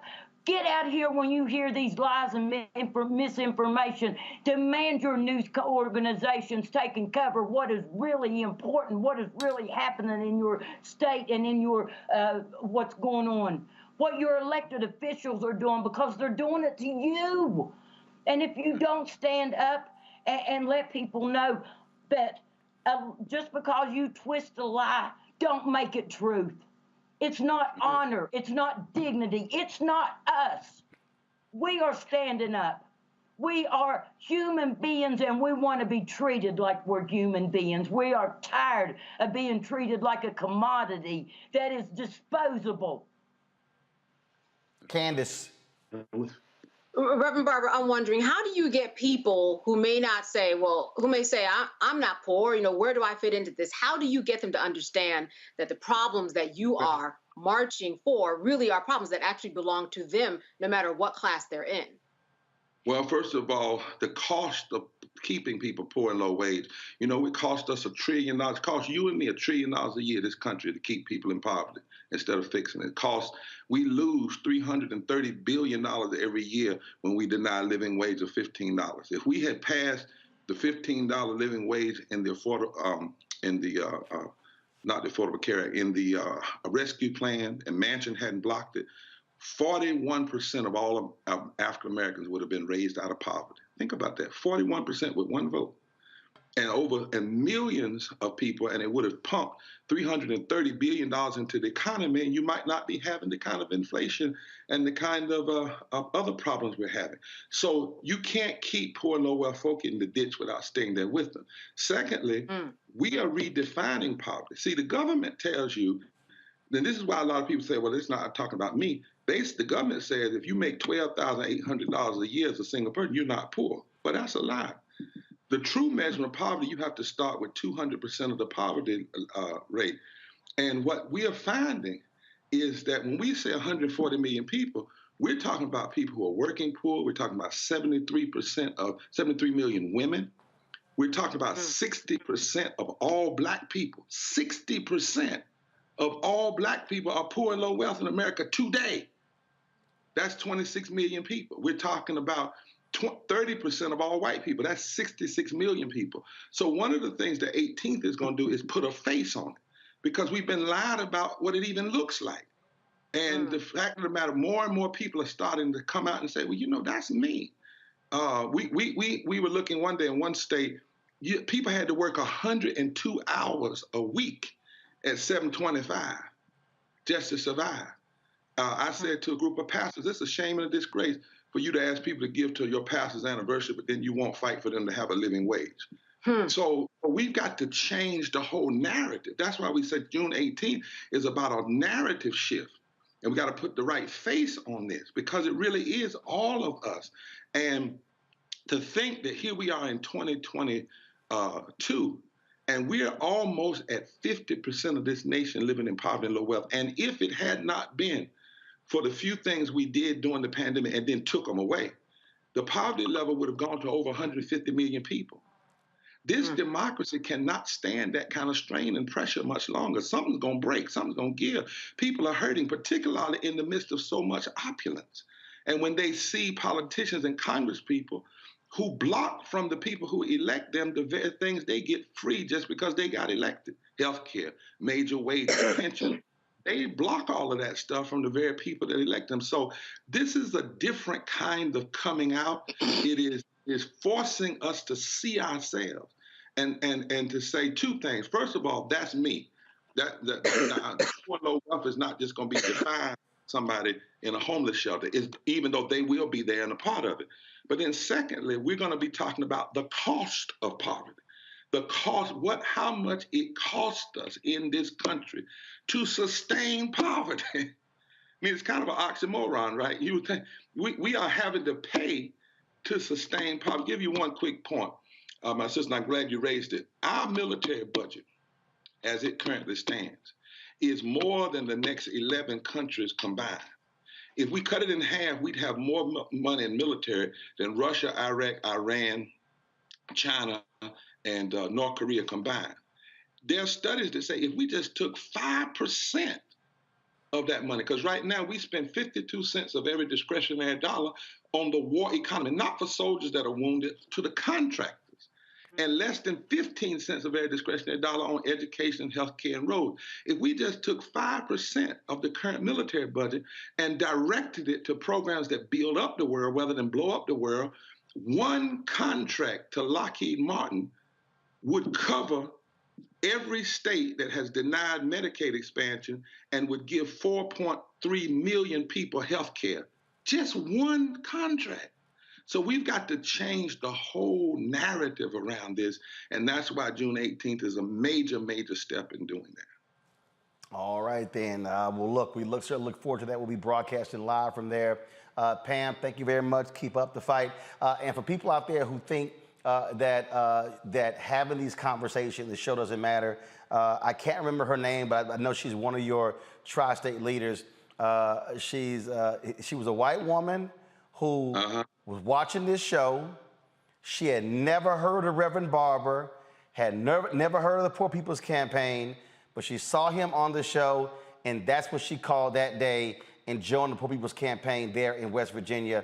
I forgot her name. We had her on the show a couple of months ago. But again, so for somebody who's watching, y'all think, oh, Roland don't talk to black people. No. Non-black people watch the show, but it's the content that they're listening to and being moved by.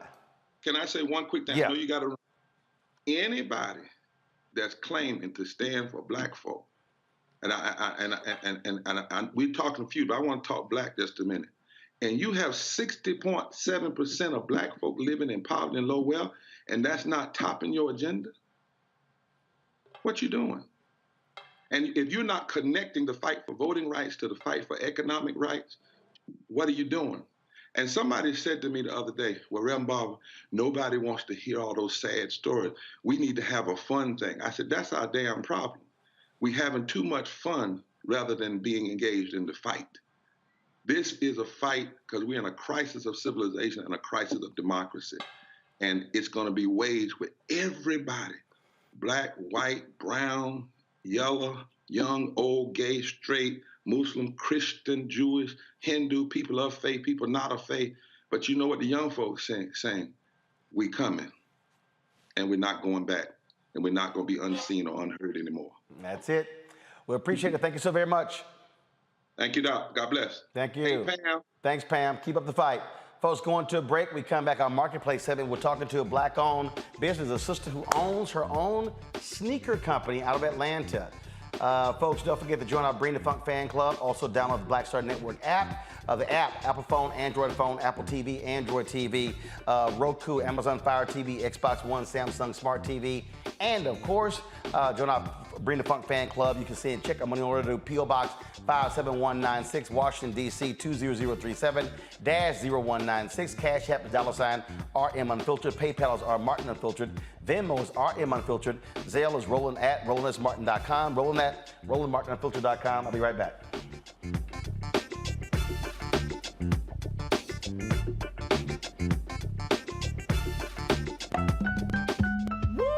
We're all impacted by the culture, whether we know it or not. From politics to music and entertainment, it's a huge part of our lives, and we're going to talk about it every day right here on The Culture with me, Faraji Muhammad, only on the Black Star Network. I'm Dr. Jackie, and on A Balanced Life, it takes a village to raise a child, and truer words have never been spoken. If you're raising a child, you know that it's a blessed challenge like no other. Even more so if your child has a disability. We'll talk to parents and our expert panelists about the best way forward for your child to help you maintain your own sanity on A Balanced Life with Dr. Jackie on Black Star Network. On the next Get Wealthy with me, Deborah Owens, America's Wealth Coach, financial literacy. Without it, wealth is just a pipe dream. And yet, half of our schools in this country don't even teach it to our kids. You're going to hear from a woman who's determined to change all that. Not only here, but around the world. World of Money is the leading provider of immersive financial education for children ages 7 to 18. We provide 120 online and classroom hours of financial education. That's right here on Get Wealthy on Black Star Network. This week on The Black Table with me, Greg Carr, reparations. Is it finally time? Two of the country's foremost authorities on the subject will join me to try to answer that very question. A powerful installment of The Black Table with me, Greg Carr, right here, only on the Black Star Network.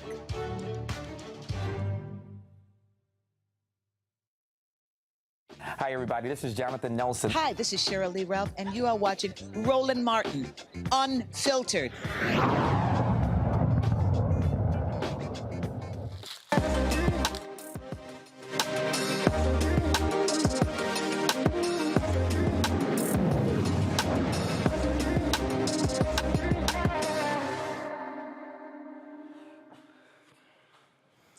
All right, folks, of course, every Tuesday we focus on black-owned businesses in our marketplace segment. And so we have any number of black-owned businesses. Folks have had drape companies, of course. We've had people with undergarment company. I mean, you name it, we've had that. Today we have another business owner, a sister who has an athletic company in terms of the shoes and items that they make. You can actually check it out right now. So you see, this is her website, Tronus. You see it right there. She also is a former football player. That's right. She played women's football, and she's now a CEO of her own company. And she joins us right now. You see me sitting here rocking the shoes as well. So Tronus boasts itself as having the most comfortable unisex sneaker in the world. The shoes come in a variety of styles and colors. The founder and former football player says her sneakers to disrupt the shoe industry. Santia Wells is a CEO, joins us from Atlanta. So when you say, okay, so I have these shoes on now. So when you say these are unisex shoes, What does that actually mean? That men or women can wear them, or do you have so you don't have separate lines for men and women? No. It's just one line. Got it. Men and women can wear it. Got it. Okay. All right then. So that's an interesting route to go. How did you arrive at that? We decided to do that because, when we were going through the process of trying to figure out the sizing, first of all, it's a lot easier to do it that way, just to be honest. But also, the way that I design my shoes is literally created for a man or a woman. If you're a sneakerhead, it fits, both a man and a woman perfectly. Honestly, it was just the best route to go for us. All right, then. When did you start it? Can you hear me? Yeah, I hear you. When did you start the company? So we actually launched in 2020. We launched in the pandemic. Got it. Wow, that was interesting time to launch a company. Yeah, honestly, it was not the way that we originally wanted to plan it, but because we had so much time to focus on actually building the company and actually taking our time doing that since we were at home, we ended up doing it that way, and we ended up actually launching Juneteenth. So that was also a really special day for us. But honestly, it was meant to be that way, to be quite honest. Gotcha. All right then. And it was interesting because when you talk about launching this type of company, when Nike actually dropped or wouldn't support Allison Phoenix when she was pregnant, she actually, versus when she came back, she recently retired, she decided to launch her own shoe company as well. In terms of being able to build her own brand as opposed to trying to get a shoe deal from another company. Exactly. What's very interesting is, honestly, the reason why I actually decided to create this company was because me being a female athlete, as you guys know, it is a big gap, pay gap when it comes to getting paid what you're worth. When it comes to sponsorships and endorsement deals. So I was like, instead of me getting, a small size sponsorship or something like that, why not go into the actual shoe industry and create something that I can not only have 100% ownership of, but also give other athletes, especially female athletes, the opportunity to get paid what they're worth. And, it's a woman behind it. All right, then. Hey, let's go to our panel. We'll start with Teresa Lundy. Teresa, what's your question for Santia Wells?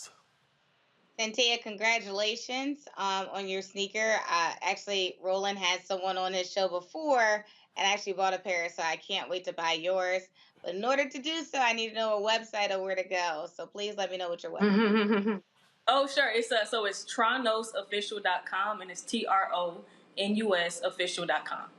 So do you have a, because what she was referring to, we had Rock Deep Global on as well. So do you have a particular code for the folks who are watching so you can track your sales from the show? Do you have anything like that?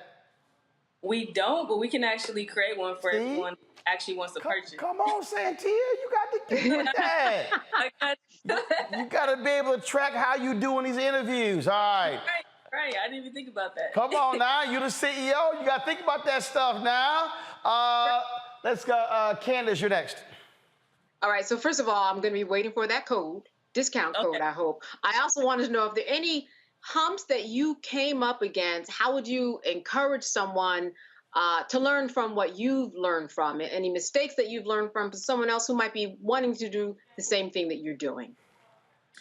Yeah, so I would say one of our biggest issues was definitely, and honestly was out of our control, was the shipping.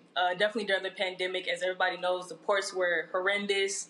Everybody got their shipments super late. Some people never got their shipments. So I would say, unfortunately, we kind of had no choice but to go through that. But make sure whenever you're getting ready to drop your shoes and launch your shoes, start shipping things out, make sure that it's a good timing for that, so that you don't have to go through the chaotic, trying to figure out how to get your shoes here, trying to make sure that your customers understand what's going on. Really, really plan everything out and take your time, because I wouldn't wish what happened during the pandemic on anybody. And also make sure that you have a amazing manufacturer that's understanding and also wants to see you be successful. Mustafa.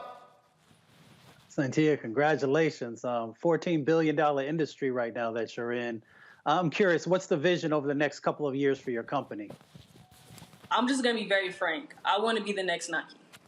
I honestly want to be bigger than Nike, if I'm being honest. And honestly, I want to give athletes a safe place to come and where they're not going to be taken advantage of. And again, I'm really big on athletes getting what they're worth because I understand being an athlete, what that role is like, and definitely a female athlete. So I just want to make sure that there's equality when it comes to that because I know it's such a big gap.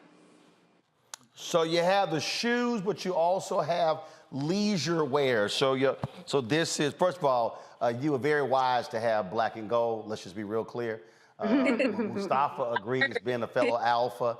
So this goes perfectly with my black and gold ring. So talk about going beyond just the shoes, also to the leisure wear. Yeah, so we wanted to be like a one-stop shop, like the bigger brands. So we want to do the athleisure wear. We're actually going to come out with actual like athletic wear, which is what I'm currently wearing right now, but for men as well. We have our beanies, we have masks, we have socks. So we wanted to make sure that when you came to our actual website, you can get an entire outfit. So you don't have to go anywhere else to get anything, even socks, even, beanies, caps, all of that. And what's really special about our athleisure wear is the fact that our hoodies are actually satin lined. So, for all my sisters and brothers, that protects our hair, our curls. It's almost like wearing a bonnet, to be honest. Yeah, I saw that. I saw the Henry, which, give me this one here. Give me this one here. So people, y'all should be able to see, this is the inside of the hoodie right here. Yep, exactly. Mm-hmm. So Candace, if you're trying to protect your hairdo, Exactly. this and I thank you. This satin hoodie, this satin hoodie will keep the hairstyle holding up a little bit longer in between beauty shop stops. Exactly. I'll take it. So Santia, how have sales been going? Where are you all now, and how have you been able to? You launched in 2020, and what has it been looking like in the last 2 years? So sales have been honestly really, really, really good. We honestly had a really, really good beginning. Like our start was amazing. We hit some numbers that we were super excited about and proud of. We did cross the 7-figure line actually last year.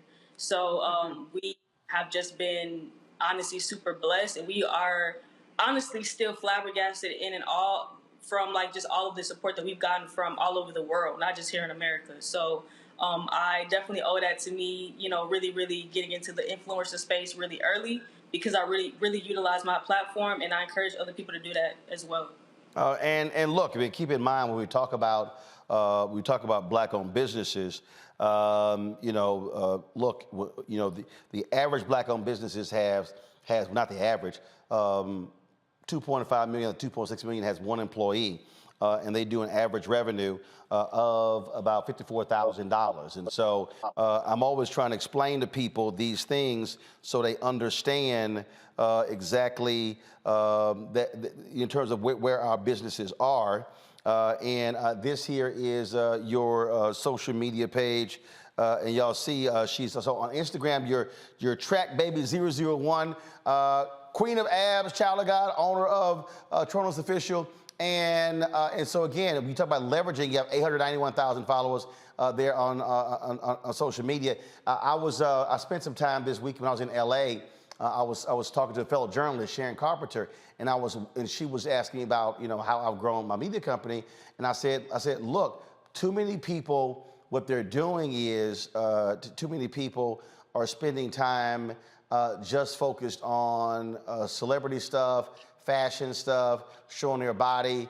And I'll say this, and this is no disrespect to any woman on here, but I've had to tell sisters, I said, who own businesses, look, boo, you cute, but if all you're posting are your body shots and your fashion shots, and you ain't posting nothing about your business, you can't tell me you're trying to grow your business when, frankly, you're competing with an IG model. And I've had to have that serious, I've had to let some sisters know who own businesses. And I'm like, I'm confused. And then when I asked them the question, give me your stats on who follows you, it's typically 70-30 men to women. I said, now you understand what they watching for, and it ain't your business. Right. I agree. I've done a lot of social media consultations with different people, men and women, and that's definitely something that I try to get everybody to focus on. Is if you are a business, you have to actually portray that on your page. So you can't be out there, posting, stacks of money and guns, and then for the women posting twerk videos and everything else, but you're trying to sell a boutique, you're only going to certain type of audience. So that's something that I had to learn when I was in college. When I first started social media, was like, if you actually want to be taken seriously, especially as a Black woman, you have to make sure that your page looks like that, and so that people can actually come at you respectful. You can get bigger opportunities, to be quite honest. Yeah, but it's also just about, again, you like I have to tell one person, you can't tell me you want to grow your business and I don't see nothing about your business on your page. That's just a little hard. Last question for you: what's your goal for 2022? Or where do you want to be at this point in Q2 2023? So I have really big goals, to be honest. I really, really want to be an international brand. I want our shoes to be in as many Foot Lockers and Champ Sports as possible. And I want everybody to know the Tronos brand. I want people to be rocking the shoes, the clothing, the athletic wear. I want it to be a household brand. All right then, folks. It is Tronus, Tronus, the website. The social media, go ahead and pull it up, please. Their social media is Tronus Official. Facebook, Tronus Shoes. Instagram, Tronus Official. The website is Tronus, Tronus, official.com. First of all, what does Tronus mean? It actually means throne in Greek. Say it again? Throne. Got it. All right then. And so that's their social media. And again, Santia's Instagram is trackbaby001. I take it you ran track at school? I did. All my life. Yeah. Well, I sort of figured that out since you called yourself Track Baby. So sort of figured that out. All right then. Well, certainly good luck with your company and wish you more success. Thank you. I appreciate it. All right, folks, that is it for us. Candace, thanks Mustafa, as well as Teresa. Glad to have all three of you here. I look forward to having you back, folks. That is it for us. It has been quite a busy day. Last 10 days for me, I was in Dallas, Las Vegas, Los Angeles, back here for a couple days, and then, of course, in Miami this weekend for the Formula One Grand Prix happening in Miami. Invited there by Willie T. Ribbs, the first brother to ever race in the Indy 500. All right, folks, first of all, Instagram, y'all literally got about 30 seconds to hit 1,000 likes. I don't understand why it's taking y'all 2 hours to do that. It makes no sense to me. So hit the doggone like button before I get off the air. We should be hitting 1,000 likes every single day. So y'all 35 short, so hurry up. Folks, if y'all want to support us, download the Black Star Network app. Apple phone, Android phone, Apple TV, Android TV, Roku, Amazon Fire TV, Xbox One, Samsung Smart TV. If you have not joined our Bring the Funk fan club, please do so. Your dollars make it possible for us to do what we do, for us to travel, for us to do all these different things. And so you can see your check of money order to P.O. Box 57196, Washington, D.C. 20037-0196. Our Cash App is $RM Unfiltered. PayPal is R Martin Unfiltered. Venmo is RM Unfiltered. Zelle is roland@rolandsmartin.com. roland@rolandmartinunfiltered.com. YouTube folks, y'all now over 1,100. So, but do that earlier so I ain't got to ask y'all. Okay? All right, I got to bounce. I'm going to see y'all tomorrow right here. Roland Martin Unfiltered right here on the Black Star Network. Holla!